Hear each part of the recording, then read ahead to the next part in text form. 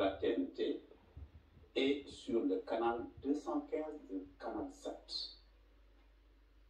Excellence, vous avez la parole.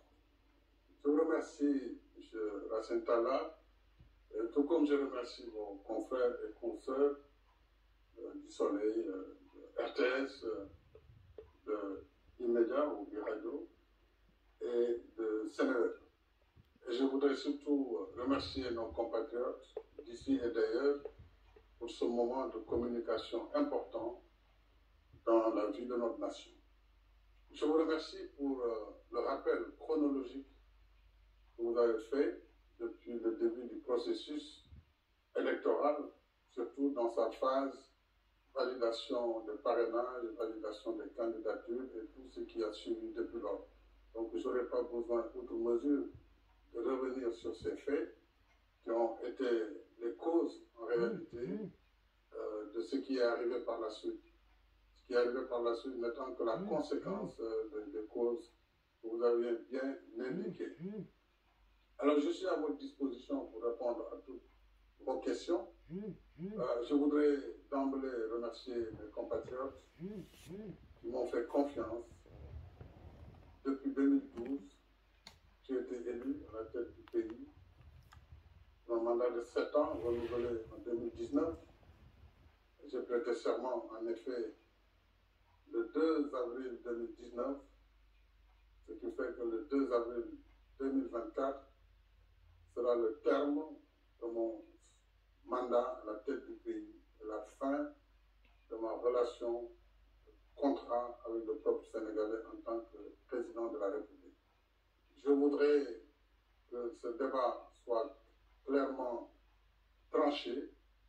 C'est un débat qui n'aurait pas eu lieu, d'ailleurs, n'a pas lieu d'être, mais comme malheureusement dans notre pays, tout le monde est expert en tout, et qu'on a voulu non seulement me faire un procès sur des intentions de faire un troisième mandat. Ce troisième mandat, on a vu que je n'en étais pas candidat. On a dit que je voulais rester à la tête du pays, et je dis ici très clairement et très nettement que le 2 avril, ma mission se termine à la tête du Sénégal. Point, il faut que cela soit très clairement été. Maintenant, le reste du débat, nous pourrons revenir aux besoins sur les différentes étapes par rapport à l'ensemble des aspects que vous venez d'évoquer. Public, donc je demanderai donc à mes confrères et consoeurs de bien vouloir poser leurs questions. Madame Mariama, et chacun déclinera son identité et l'identité de son organe de presse. Bonsoir, monsieur le président de la République. Bonsoir. Mariama Dramé, journaliste présentatrice à la RTS. Alors, son Excellence, je pense que vous m'avez marché sur la langue. Vous avez à peu près répondu à ma première question, vu que la date du 2 avril, tout le pays reste suspendu à cette échéance. Cette date correspond à la fin de votre mandat, vous l'avez dit, à la tête du Sénégal. Que comptez-vous faire à l'expiration de ce délai? Ensuite, Monsieur le Président, quelle serait la date que vous préconisez pour la tenue de l'élection présidentielle? Alors, comme je vous l'ai dit, ayant prêté serment le 2 avril 2019, le 2 avril 2024, boucle les 5 années calendaires. Donc c'est la fin du mandat. Et moi, je compte m'en arrêter à ce mandat. Et je compte donc, après le 2 avril, quitter les fonctions de président de la République. Maintenant, il est clair que le pays ne peut pas rester sans président de la République.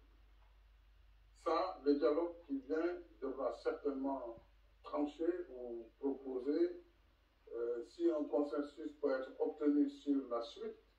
C'est souhaitable, je le souhaite. Je souhaite que les acteurs qui doivent se réunir autour de moi pour regarder l'intérêt supérieur de la nation dans ce contexte bien particulier puissent regarder ce qui et comment nous allons enjamber.